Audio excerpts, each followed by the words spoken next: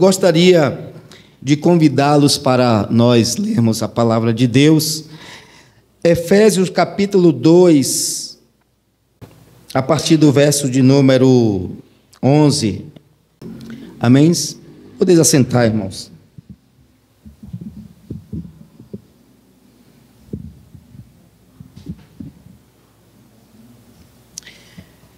Vamos procurar, irmãos, entender a nossa identidade como igreja.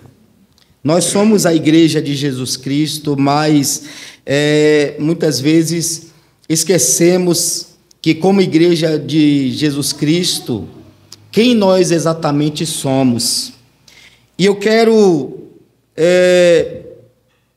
tentar extrair para a igreja do Senhor a sua verdadeira identidade, a sua identidade como cristão, a sua identidade como igreja do Senhor, que parece que por muito tempo foi perdida. E procurando entender a nossa identidade, sabemos qual é a nossa função e a nossa posição no mundo em quem Deus nos colocou. Paulo, ele diz, irmãos, aqui no versículo 20, ou melhor, 19, que nós não somos estrangeiros, mas nós somos cidadãos e pertencentes à família de Deus e santuário de Deus para a morada do seu Espírito. É isso que o apóstolo Paulo está dizendo, que nós somos. Mas como entendermos o que exatamente ele está nos falando?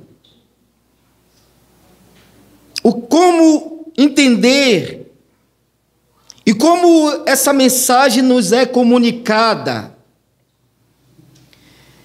Precisamos voltar um pouco, irmãos, ao Antigo Testamento, aonde Deus ele faz uma promessa para o rei Davi. No capítulo 7 de 2 Samuel, o Senhor ele vai fazer uma aliança com Davi e lhe fazer uma promessa, depois que o rei ele tem um desejo de edificar a casa de Deus. Ele tem esse desejo em seu coração, de edificar uma casa para o Senhor, porque ele já tinha construído a sua casa. E ele percebia que Deus ainda estava habitando em uma tenda, em um tabernáculo. E ele não achou justo, ele como homem, está vivendo em um palácio, e o Criador dos céus e da terra, o Senhor, habitar em uma tenda. Então ele teve o desejo de construir uma casa para Deus. E ele comunicou isso ao profeta Natã, a qual parece que passa uma mensagem falsa para ele. E diz para ele: faça tudo o que seu coração desejar, porque o Senhor é contigo. E no momento que, após ele incentivar o rei a edificar uma casa do Senhor, o Senhor vem até o profeta para lhe transmitir a palavra de Deus, para que ele vá ao rei Davi e transmita a palavra do Senhor para o rei, e revele qual é a intenção do Senhor. Eu gostaria que vocês abrissem a sua Bíblia em 2 Samuel, no capítulo de número 7, e veja, e acompanhe esta leitura, que diz assim: o rei Davi já morava em seu palácio E o Senhor lhe dera descanso de todos os seus inimigos ao redor. Certo dia ele disse ao profeta Natã: aqui estou eu, morando num palácio de cedro, enquanto a arca de Deus permanece numa simples tenda. Natã respondeu ao rei: faze o que tiver em mente, pois o Senhor está contigo. E aquela mesma noite o Senhor falou a Natã: vá dizer a meu servo Davi, que assim diz o Senhor: você construirá uma casa para eu morar? É uma pergunta. Não tenho morado em nenhuma casa desde o dia em que tirei o israelita do Egito. Tenho ido de uma tenda para outra, de um tabernáculo para outro, por onde tenho acompanhado os israelitas. Alguma vez perguntei a algum líder deles, a quem ordenei que pastoreasse Israel, o meu povo: por que você não me construiu um templo de cedro? Agora, pois, diga ao meu servo Davi, assim diz o Senhor dos Exércitos: eu o tirei da pastagem onde você cuidava do rebanho para ser o soberano de Israel, o meu povo. Sempre estive com você por onde você andou e eliminei todos os seus inimigos. Agora eu farei tão famoso quanto os homens mais importantes da terra. E providenciarei um lugar para Israel, o meu povo, e o plantarei lá, para que tenha o seu próprio lar e não mais seja incomodados. Povos ímpios não mais o oprimirão, como fizeram no início. E tem feito desde a época que nomeei juízes sobre Israel, o meu povo. Também julguei todos os seus inimigos. Saiba também que eu, o Senhor, lhe estabelecerei uma dinastia. Quando a sua vida chegar ao fim e você descansar com seus filhos para sucedê-lo, um fruto do seu próprio corpo, eu estabelecerei o reino dele. Será ele quem construirá um templo em honra ao meu nome, e eu firmarei o trono dele para sempre. Eu serei o seu pai, e ele será o meu filho. Quando ele cometer algum erro, eu punirei com o castigo dos homens, com açoite aplicado por homens, mas nunca retirarei dele o meu amor, como retirei de Saul, a quem tirei do meu caminho. Quanto a você, sua dinastia e seu reino permanecerão para sempre diante de mim. O seu trono será estabelecido para sempre. Natã transmitiu a Davi tudo o que o Senhor tinha falado.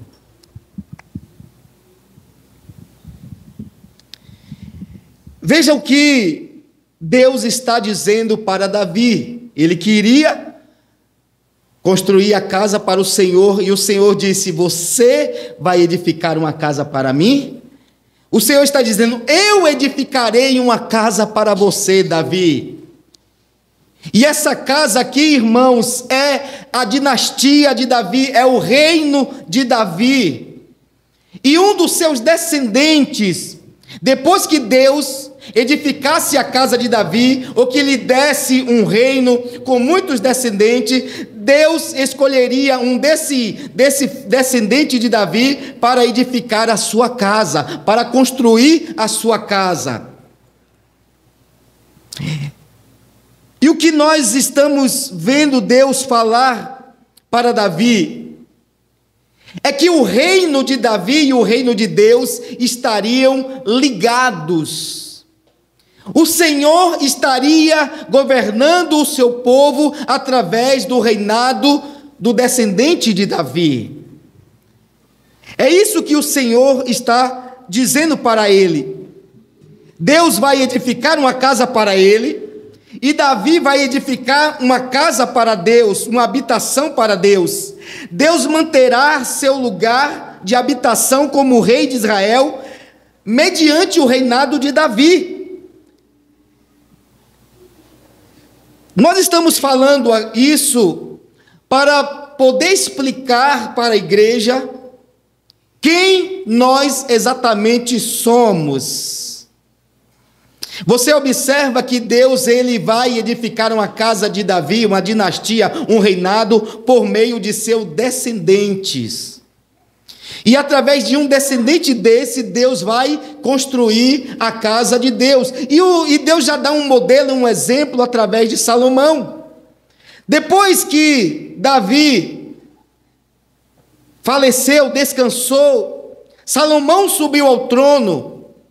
E Salomão edificou a casa de Deus, um templo para Deus, onde a glória do Senhor, irmãos, passou a habitar, e Deus passou a habitar com o seu povo. Esse povo de Israel passou a ser justamente os cidadãos dos céus. Eles passaram a ser a família de Deus. Eles passaram a habitar com o Senhor começou a habitar com ele, através do reinado de Davi e da casa que o descendente de Davi tinha edificado. Mas a gente vai ver o cumprimento, o filho de Davi e o filho de Deus, vindo no cumprimento, ou melhor, na plenitude dos tempos, como diz o apóstolo Paulo em Romanos, no capítulo 1. Abra sua Bíblia em Romanos capítulo 1, verso de número 2, ou melhor, 3. Ele diz aqui: Paulo, servo de Jesus Cristo, chamado para ser apóstolo, separado para o evangelho de Deus, o qual foi prometido por ele de antemão, por meio dos seus profetas nas Escrituras, acerca de seu filho, que como homem era da descendência de Davi, e que mediante o Espírito de santidade foi declarado Filho de Deus, com poder, pela ressurreição dentre os mortos, Jesus Cristo nosso Senhor. O rei davídico, irmãos, ele veio ao mundo para justamente edificar a casa de Deus. Esse rei que Deus tinha prometido para Davi. Jesus aparece justamente para cumprir essa profecia e para cumprir esse propósito a qual Deus já tinha dado para Davi. E como filho de Deus, ele compartilha do trono do Pai. Como filho de Deus, ele desempenha duas funções, que é a de rei e sacerdote. Nós observamos que o escritor aos Hebreus vai dizer que Jesus Cristo, ele é a imagem exata de Deus, que ele é o Filho de Deus, e vai dizer que ele é justamente o sacerdote, o sumo sacerdote. Veja o que o escritor aos Hebreus nos fala a respeito de Jesus Cristo, o Filho de Deus. Ele diz aqui: mas nestes últimos dias, falou-nos por meio do Filho, a quem constituiu o herdeiro de todas as coisas, e por meio de quem fez o universo. O Filho é o resplendor da glória de Deus e a expressão exata do seu ser, sustentando todas as coisas por sua palavra poderosa. Depois de ter realizado a purificação dos pecados, ele se assentou à direita da majestade nas alturas, tornando-se tão superior aos anjos, quanto o nome que herdou é superior ao deles. Jesus Cristo, ele é o Filho de Deus, ele é o descendente de Davi, e ele compartilha do mesmo trono do Pai, ele compartilha da glória do Pai, e ele tem justamente essas duas funções, ele é rei e ele é sacerdote. Preste bem atenção no que Jesus Cristo é. Ele é o Filho de Deus, ele é o rei, ele é o sacerdote. Porque sem entender quem é Jesus, não podemos também entender quem nós somos. E como sacerdote, ele se tornou mediador de uma nova aliança. Ele fez a purificação pelos nossos pecados. É isso que o apóstolo Paulo vai falar aqui nesse texto, a qual por meio de sua morte, por meio de sua crucificação, ele fez a expiação pelos nossos pecados, ele fez a purificação pelos nossos pecados, e através da sua morte, ele derrubou o muro de separação. E nós observamos que ele faz justamente essa obra de purificação para que eu e você pudéssemos nos aproximar de Deus, porque ele diz que nós estávamos longe do Senhor. O escritor aos Hebreus diz que ele entrou no Santo do Santo, e ele entrou com seu próprio sangue para fazer purificação pelos nossos pecados. E através da sua morte é que ele nos reconciliou com Deus. Nós éramos inimigos de Deus. Nós éramos filhos da ira. Nós estávamos separados, como o presbítero Rivelino nos falou ontem, e o profeta Isaías diz no capítulo 59, verso 2, que os ouvidos do Senhor não estão agravados, nem sua mão encolhida, para que não possa nos abençoar. É que os nossos pecados faz divisão entre nós e o nosso Deus. Mas através do sacrifício de Jesus Cristo, o Senhor, Ele nos reconciliou, Ele nos purificou. E através, justamente porque precisamos entender que o templo era o lugar onde Deus, Ele manifestava a sua glória e a sua presença.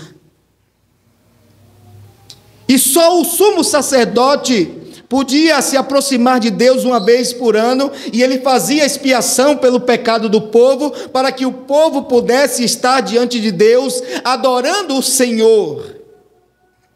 Então Jesus Cristo, ele faz isso, e era através do derramamento de sangue que o Senhor fazia a expiação e a reconciliação, e concedia a paz.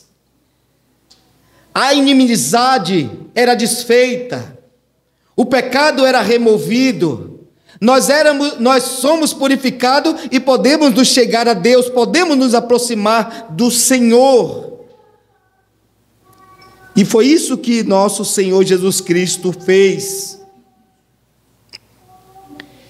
Mas o Senhor Jesus Cristo, irmãos, Ele é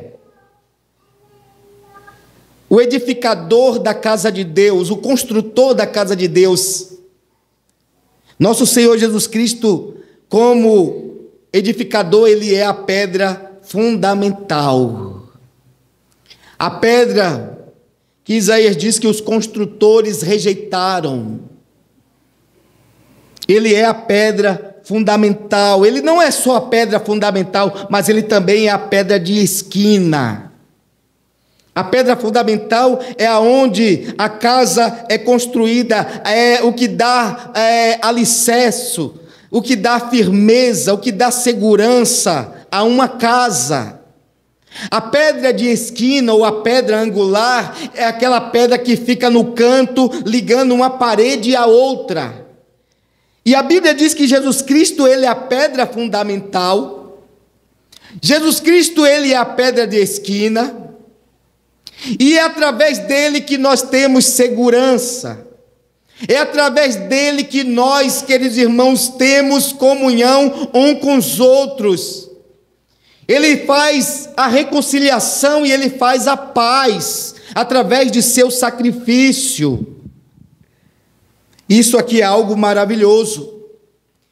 Jesus, o Filho de Deus, edificou a casa, e não podemos esquecer o que já foi falado na noite de ontem, quando Jesus perguntou para os seus discípulos o que os homens estavam falando, quem ele era. E um dizia que ele era João Batista, outros diziam que ele era Elias, outros diziam que ele era o profeta. Porque cada um tem uma ideia de Jesus. Você já observou? Uma vez eu fui pregar num congresso de umas irmãs que o tema era este. O tema era esse. Quem é Jesus? O tema era esse. Eu preguei. Depois teve a apresentação das irmãs e eu percebi que elas ainda não sabiam quem ele era. Porque cada uma chegou com um cartaz depois: Jesus para mim é tudo. Jesus para mim é o meu consolo. Jesus para mim é isso. Jesus, mas ninguém conseguiu dizer quem ele é. Ninguém conseguiu. E eram as pessoas cheias do Espírito Santo, mas eles não tiveram a revelação que Pedro teve do Espírito Santo para identificar quem é Jesus. E Jesus perguntou para Pedro: e vocês, quem diz que eu sou? Pedro, irmãos, disse: tu és o Cristo, o Filho do Deus Altíssimo. Tu és o Cristo. E Jesus disse: bem-aventurado é tu, Simão Barjona, porque não foi a carne nem o sangue que te revelou, mas foi o meu Pai. É só o Espírito Santo de Deus pode nos revelar quem é Jesus Cristo. Porque muitas pessoas viram Jesus Cristo, muitas pessoas presenciaram os milagres de Jesus. Porque às vezes a gente pode ter aquela ideia de querer ter essa experiência, queria ver algo extraordinário de Jesus, queria ver algo extraordinário, mas mesmo nos dias dos apóstolos haviam milagres, mas mesmo assim as pessoas continuavam com o coração endurecidos, as pessoas continuavam cegas, as pessoas continuavam surdas, porque eles não criam em Jesus Cristo. Mesmo diante de milagres, mesmo diante de sinais, aquelas pessoas não acreditavam que Jesus Cristo é o Filho de Deus. Eles não acreditavam. Mas Jesus Cristo, ele é o Filho de Deus e ele foi revelado como o Filho de Deus, ele foi manifestado como o Filho de Deus. E Jesus, irmãos, ele se estabeleceu como pedra no templo de Deus através da sua morte e da sua ressurreição. Jesus Cristo, ele é o templo de Deus, porque a glória de Deus é manifestada em Jesus Cristo. João, ele disse que no princípio era o Verbo estava com Deus, o Verbo era Deus, e o Verbo se encarnou, e vimos a sua glória como a glória do unigênito do Pai, cheio de graça e verdade. O irmão sabe de cor e salteado. Ele tabernaculou, ele estendeu a sua tenda, Deus estendeu a sua habitação no meio de nós e manifestou a sua glória por meio de seu Filho. Jesus Cristo é o templo de Deus. E é interessante que quando ele entrou no templo, que ele começou a derrubar mesa dos cambistas e repreender aqueles homens que estavam fazendo da casa de Deus, que era uma casa de oração, covis para ladrões. Os homens perguntaram: com que autoridade você faz isso? Olha o que ele respondeu: destruirei esse templo e em 3 dias o edificarei. E as pessoas dizem: 40 anos esse templo foi construído e você vai construir em 3 dias. Mas o João está dizendo que ele estava falando do seu corpo. Ele estava falando do seu corpo que seria entregue na cruz. E é justamente através de Cristo que nós podemos adorar a Deus. Ele disse para a mulher samaritana: olha, mulher, chegou a hora vem, e já chegou, em que os verdadeiros adoradores adorarão o Pai em espírito e em verdade. É em Cristo que nós oramos e adoramos a Deus. É em Cristo que nós nos aproximamos de Deus, porque em Cristo está a expiação dos nossos pecados, porque em Cristo está a manifestação da glória de Deus, e é em Cristo que nós adoramos o Senhor. Cristo, Ele é o templo. Mas o interessante é que quando acusaram Jesus, quando levaram Jesus Cristo preso perante o Sinédrio, levaram justamente essa acusação: olha, ouvimos ele falar que vai destruir esse templo e reconstruir 3 dias depois. Marcos capítulo 16, verso 58. O versículo 61, quando os líderes religiosos, sumo sacerdote e fariseus ouviram isso, o sumo sacerdote perguntou para ele: você é o Messias? Por que ele fez essa pergunta para Jesus? Você é o Messias? Ele fez essa pergunta para Jesus por causa da profecia que o filho de Davi, o Messias, o alisado, ele edificaria a casa de Deus. Então eles fizeram essa pergunta e Jesus Cristo disse: eu sou, e verei o Filho do Homem em glória. Ele disse que é o Filho de Deus. E eles ficaram indignados porque Jesus Cristo disse isso.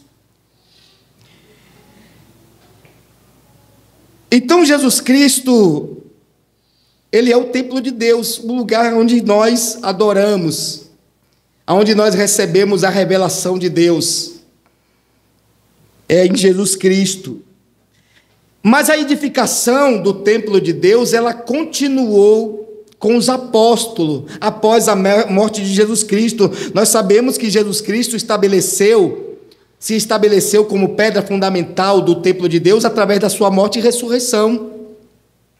E a edificação do templo de Deus, da habitação de Deus, ela continuou através dos apóstolos. E Paulo, ao escrever aos Coríntios, no capítulo 10, a partir do versículo 10 em diante, ele diz: eu, como um sábio arquiteto, lancei o fundamento, mas outros edificam sobre este fundamento. Mas veja lá como edifica, porque se alguém destruir o templo de Deus, Deus destruirá o tal. E aqui no versículo 22, os apóstolos usaram Cristo como fundamento para construir a casa de Deus, para edificar a casa de Deus, que é a sua igreja. O versículo 20 ele diz assim: edificados sobre o fundamento dos apóstolos e dos profetas, tendo Jesus Cristo como a pedra angular. Olha, Jesus Cristo não é só a pedra fundamental, mas Ele é a pedra angular, a pedra de esquina, a pedra que nos liga a Deus e nos liga uns aos outros. Nós somos, irmãos, preste bem atenção no que eu vou dizer para vocês. E vocês precisam entender essa verdade. Como se dá a comunhão da igreja de Cristo, como se dá a comunhão dos santos. A comunhão dos santos não se dá por placa de igrejas. A comunhão dos santos não se dá, irmãos, por doutrinas de homens. Veja o que João, ele nos escreve na sua primeira carta, no capítulo de capítulo 1 e o verso de número 3. E primeiro ele vai falar aquilo que os nossos olhos viram, que os nossos ouvidos ouviram e que apalpamos com as nossas mãos, isso nós vos comunicamos, a saber, o dom da vida, Jesus Cristo. E ele disse, e a nossa comunhão é com os santos, e a nossa comunhão é com Deus e com o seu Filho. E eu vos escrevo essas coisas para que tenhais comunhão conosco. Irmãos, as pessoas, olha que o fundamento da igreja aqui, quem lançou foi os apóstolos. Foram os apóstolos. A igreja primitiva, em Atos, no capítulo 2, o verso 42, diz que a igreja de Jesus, ela perseverava na doutrina dos apóstolos, na oração, no partir do pão e na comunhão.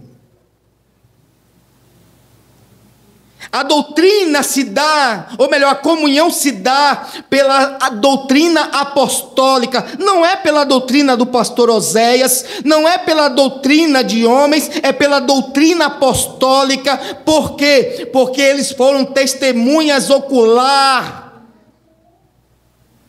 Eles viram, ouviram e receberam diretamente da mão de Jesus Cristo. E suas palavras, elas foram confirmadas com sinais e prodígios e maravilhas, segundo o escritor aos Hebreus. Então nunca vou deixar de dar ouvido aos homens que Deus escolheu para registrar a sua revelação e transmitir a sua palavra para a sua igreja, para doutrinar, porque os apóstolos, eles lançaram o fundamento da igreja, e o fundamento da igreja é Cristo. Eles pregavam Cristo, eles ensinavam Cristo. E quando as pessoas criam em Jesus, confiavam em Jesus, participava da igreja de Cristo, se tornava membro do corpo de Cristo, se tornava pedras vivas que estavam sendo edificadas para a habitação de Deus pelo Espírito. Então, e o templo, porque quando os apóstolos, principalmente Paulo, quando escreveu essa carta, a igreja estava em sua fundação. Ela estava em sua fundação. Mas eles foram edificando a igreja. Ele foi fazendo a igreja crescer. Como ele diz aqui, a igreja cresce para quê, irmãos? Ela cresce para ser a habitação de Deus pelo seu Espírito. A igreja, irmãos, ela está na sua fase de acabamento, viu? Ela não está mais na fundação. A igreja de Jesus está em sua fase de acabamento. Preste bem atenção, porque os apóstolos, eles começaram a expandir o evangelho. Eles começaram a ampliar, através do evangelho, o templo de Deus, a casa de Deus. Eles começaram a ampliar. A igreja do Senhor começou a crescer. E eles começaram a ampliar, irmãos, a casa de Deus, porque ela se expandiu. Ela foi além da comunidade judaica. Além da comunidade judaica. Que Israel pensava que o Messias era só para eles. Mas a gente vai observar que o propósito de Deus era alcançar todos os povos, todas as nações, todas as línguas. Esse era o propósito de Deus. Deus tinha levantado Israel justamente para que Israel conduzisse as nações até Deus. Mas Israel falhou. E aí Jesus Cristo veio. Deus levantou os apóstolos que deram continuidade à obra de Cristo. E os os apóstolos, ele expandiu o evangelho por todas as regiões, por todos os lugares. E a gente vai observar que eles vão até os gentios, e ali também, pregando o evangelho, os gentios vão crendo no Senhor, e aquilo que Deus tinha feito com Israel, Deus também está fazendo com os gentios. Deus está purificando também os gentios. O Senhor está fazendo expiação, fez também expiação pelo pecado dos gentios. O Senhor está aproximando também os gentios dele através de Cristo. O Senhor está adotando os gentios como filhos. Agora eles são também cidadãos do reino de Deus. Eles também são membros da família de Deus. Eles também são pedras vivas que compõem o templo de Deus, a casa de Deus. E como o apóstolo Paulo diz que de dois povos ele fez um só, e é um só povo. E algumas pessoas, como até foi comentado ontem, alguns dispensacionalistas acreditam que Deus tem um plano para Israel e um plano para a igreja. Não, irmãos, são dois povos que Deus tirou para formar um. O Senhor só tem, irmãos, uma só noiva.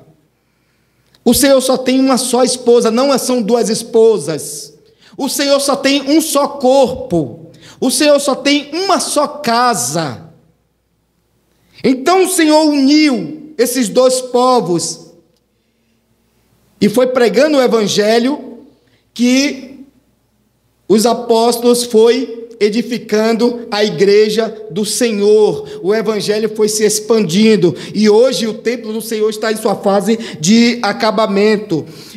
O templo ele será concluído quando a presença de Deus estiver habitando em todos as pessoas, ou melhor, em todos os lugares. A presença de Deus em todos os lugares, aí o templo vai estar concluído. Quando toda a terra se encher do conhecimento do Senhor. E a igreja deve continuar fazendo a edificação. Como nós devemos edificar, irmãos? Paulo ele vai dizer aqui no capítulo 4, irmãos,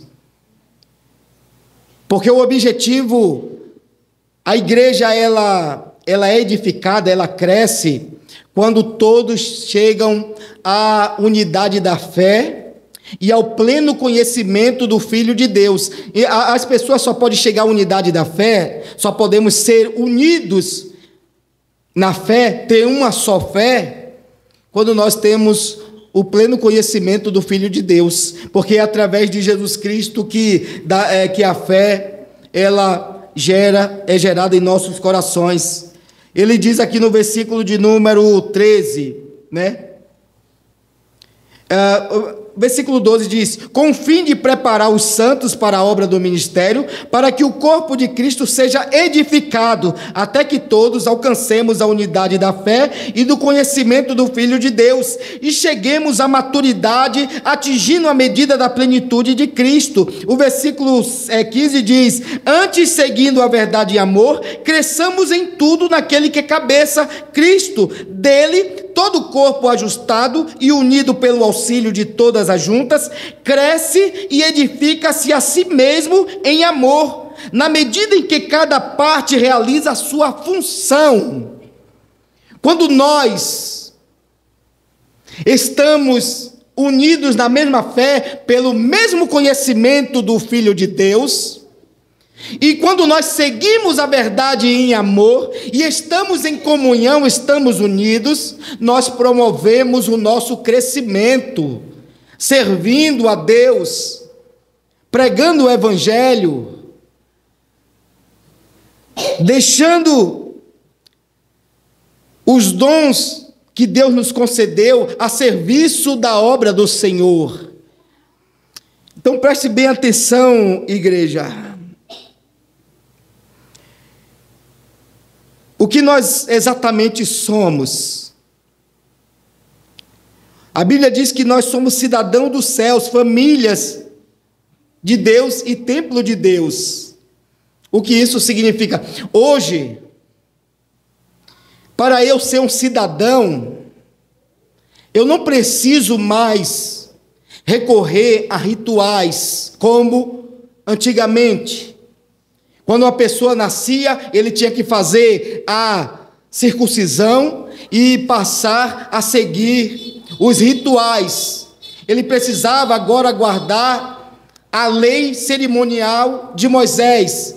Tinha que guardar o sábado, guardar os dias de festa, tinha que guardar os hábitos alimentares, certo tipo de alimento eles não poderiam comer. Era assim que ele se tornava um cidadão. Mas eu não preciso mais disso, porque Jesus Cristo, na cruz do Calvário, ele derrubou o muro de inimizade, de separação, por meio do seu sacrifício. Ou seja, ele anulou todos esses rituais a qual as pessoas estão tentando trazer para dentro da igreja. Você vai ver lugares aí onde as pessoas colocam a arca, você vai ver o chofar, você vai ver as pessoas, os homens agora usando o chalé, aquelas coisas judaicas, está judaizando, mas a Bíblia diz que isso era sombra, e ela perdeu a validade quando Jesus Cristo veio. E quando Jesus Cristo, ele morreu, derramou seu sangue, ele se tornou mediador de uma nova aliança. E a Bíblia diz que mudando o sacerdote, muda a lei. Eu não preciso desses rituais para ser um filho, um cidadão dos céus. Eu não preciso desses rituais para pertencer à família de Deus, para me tornar um filho de Deus. Eu não preciso desses rituais para me aproximar de Deus, porque eu tenho o sangue de Jesus Cristo, que foi derramado na cruz do Calvário, para me purificar dos meus pecados, e me reconciliar com Deus, e me aproximar de Deus, me tornar filho de Deus, e um cidadão do céu, e fazer de mim templo e morada do seu Espírito. Eu não preciso mais dessas coisas, e acredito que você também não precisa. Acredito que você também não precisa dessas coisas.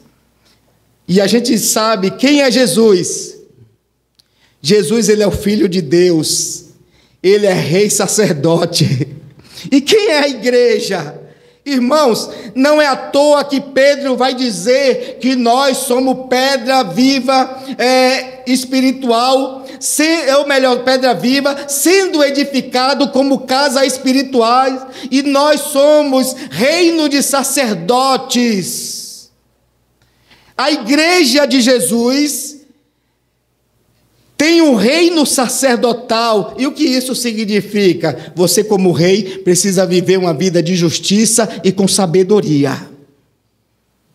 Você, como sumo sacerdote, você precisa ser santo, revelar a glória de Deus, e você precisa se purificar a cada dia como filho de Deus.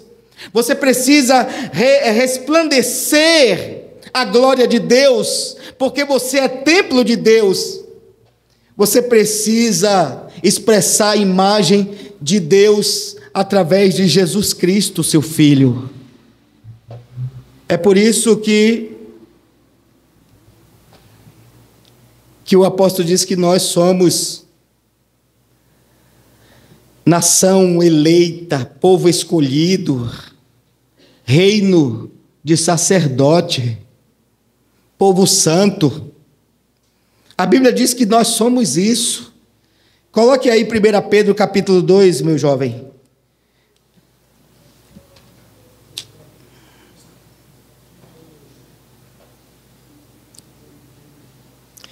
Versículo 9 diz: vocês, porém, são geração eleita, sacerdócio real, nação santa, povo exclusivo de Deus, para anunciar as grandezas daquele que vos chamou das trevas para a sua maravilhosa luz. Você precisa deste mundo manifestar a glória de Deus. Você precisa lembrar que você é um povo escolhido, uma nação santa, um reino de sacerdote. Você tem que saber que você tem que expressar a imagem de Deus em Cristo Jesus. Você precisa entender isso. Amém, igreja? Essa é a nossa identidade como igreja do Senhor. Que você guarde esta palavra em seu coração e viva de acordo com o seu chamado. A altura, irmãos, da posição em que Deus lhe colocou. Amém? Que Deus os abençoe em Cristo Jesus.